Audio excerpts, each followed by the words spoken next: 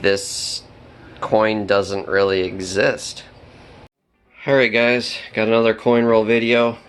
I went to my bank and asked for $100. Instead of getting a box, this is what I got.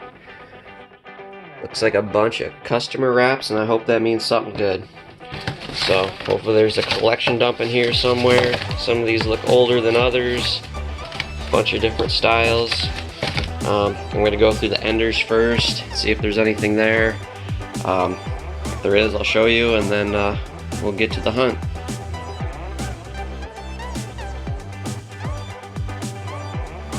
So I'm going through the enders so far. I've only gotten through this many. I found this. It looks like it's a 1941. So I get to a customer wrap, one of these style ones where you just flip up the ends real quick and look. And, you know, I'm starting to sort them out so they're all in order. And this is what I see. And that's literally on the end of a customer wrapped roll. And this bank has already given me, I think, 3 or 4 buffaloes now. So it's realistically, to me, I'm not terribly surprised. Is that I think that's a 1913 to top it off. Yeah, it is. That's a 1913 because of the mound. Let's look at the other end real quick. Hold on, let me. This is crazy. I'm thinking that's just a little fluke there. Yeah, the other end is just a regular 1990. So, I haven't got through the ends yet, but you've already seen that one. So this might be, hopefully, a collection dump. So, we're going to set that there and keep going. Alright guys, so I just finished going through the entire box for enders. That's all the ones that don't have any enders, but luckily we found more that do have enders. And I'm even more excited than I was before. I found this one. Yeah, that's not 58, that's 1938. And this coin is in beautiful condition. Not mint or anything, but it's in really good shape. So, this coin itself is a great find. And we already found this roll is the one that has the buffalo nickel. Still in there, waiting to be searched through. The other end doesn't have anything on it, but this could be one of my best nickel boxes for sure. So let's go through it together.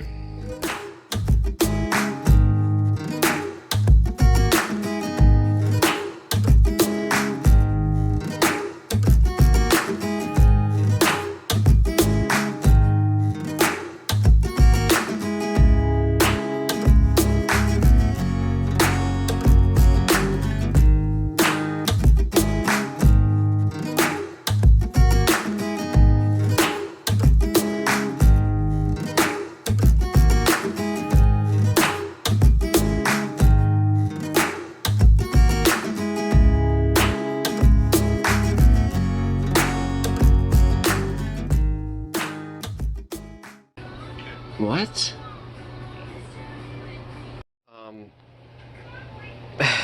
So I just stopped filming because I found a 1944 Jefferson nickel that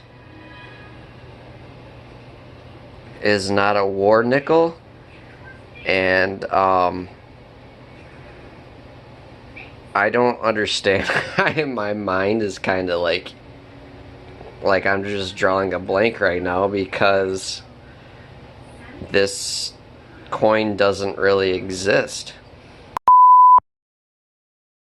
In case you're watching and you're not sure what a war nickel looks like, or should look like, here's a couple pictures for you.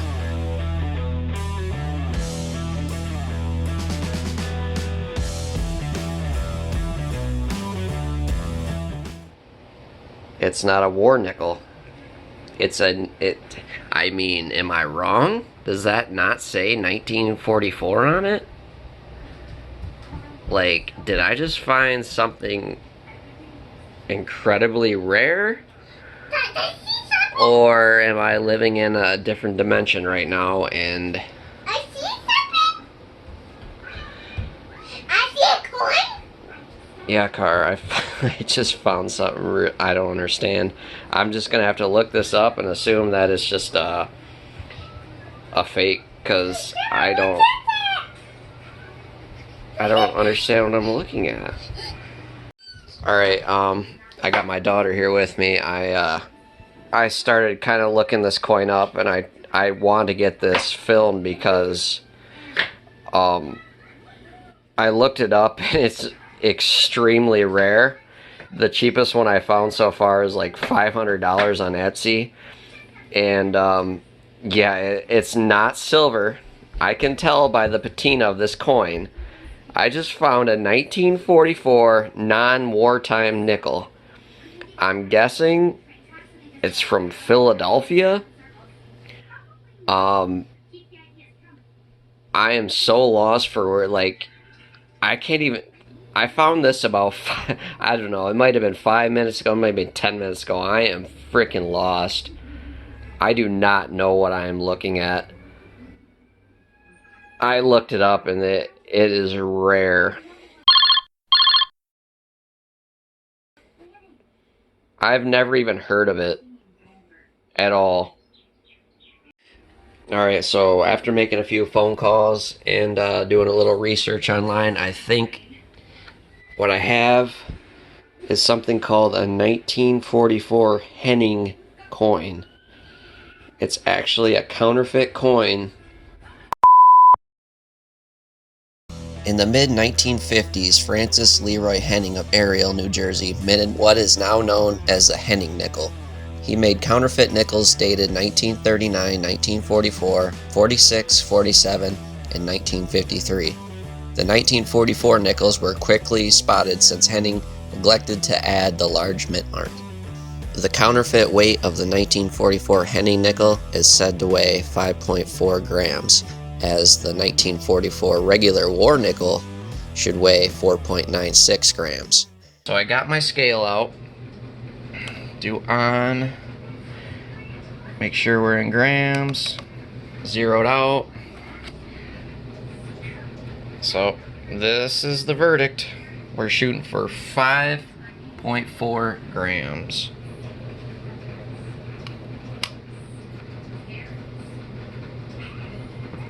So what's up with that? Let's try this again. Grams, right? Ounces, green, carat, grams.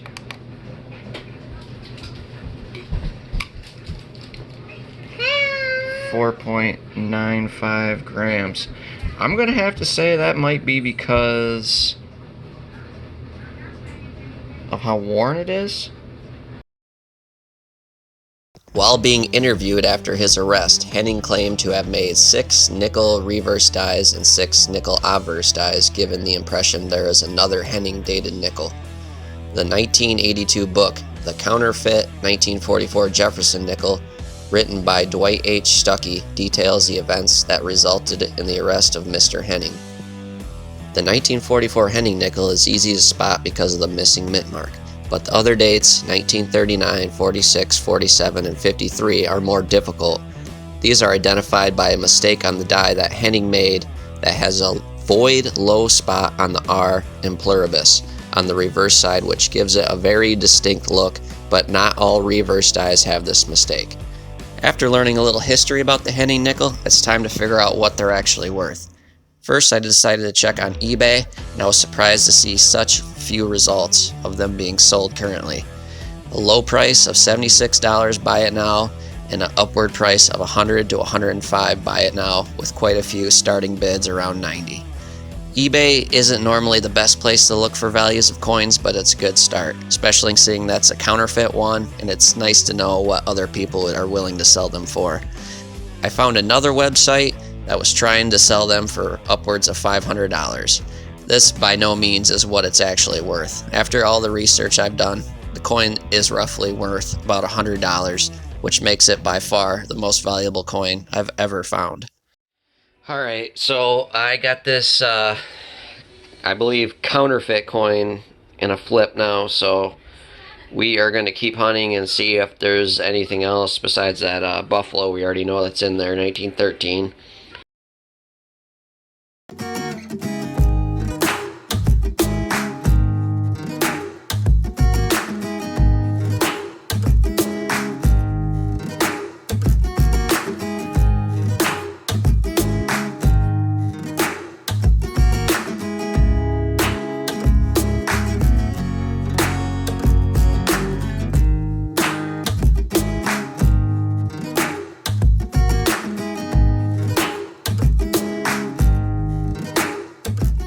Alright, so we're down to the last two rolls.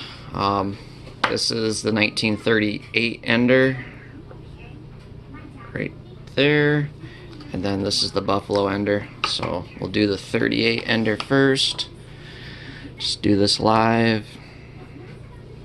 Definitely not just gonna scratch this one. Looks like it's in really good shape too. The other end, we're clear.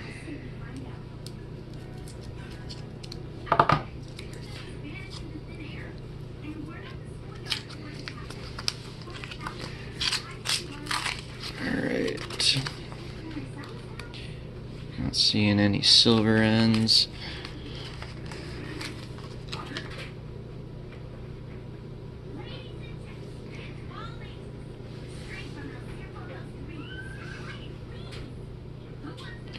There's our 38. That is in beautiful shape.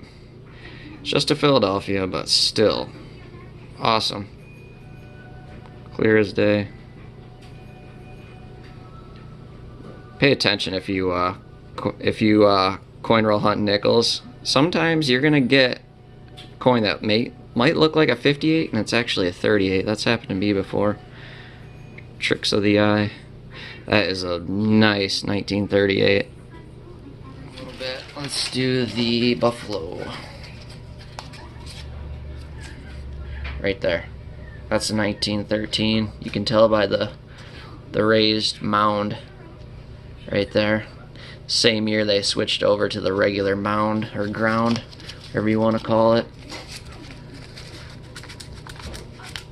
It still amazes me how I can find a buffalo nickel and a roll of nickels to this day.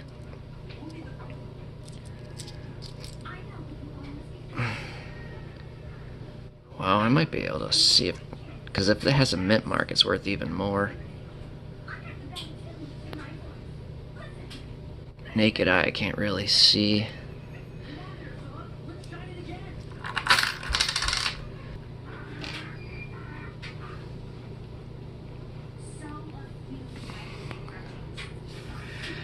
Well, I'll check it out later, but that's awesome to find coin roll hunting. First year of the buffalo. Alright guys, that was the hunt. Hope you had fun. I know I did. That's what's left of $100. It's all going back to the bank. Definitely the best nickel box I've ever gone through. Here's the 50s, you know, nothing too interesting. Got a stack of 40s, mostly 40 and 41. Got some 49s. Here's where it gets interesting. We got a 1938 Philadelphia. Really good shape. And then we got this 1913 raised mound. First year buffalo. And kinda usually that would be about where the hunt ends, but I topped it by finding my first rare counterfeit coin. If I can get it to focus. 1944 Henning Jefferson nickel. It's really tripping when I first found it, but turns out it's just a counterfeit. And as far as value, I've seen a couple on eBay for $70 to about $100. I've seen other sites saying they're worth a lot more. If any of you guys know or come across this before, I mean, please let me know. It's definitely the best find I've ever found. It's the best find I've ever found, coin roll hunting or metal detecting. I would have to say this beats my Carson City seated quarter. So, great hunt. And appreciate you guys watching, and please subscribe and stay tuned for the next. Thanks.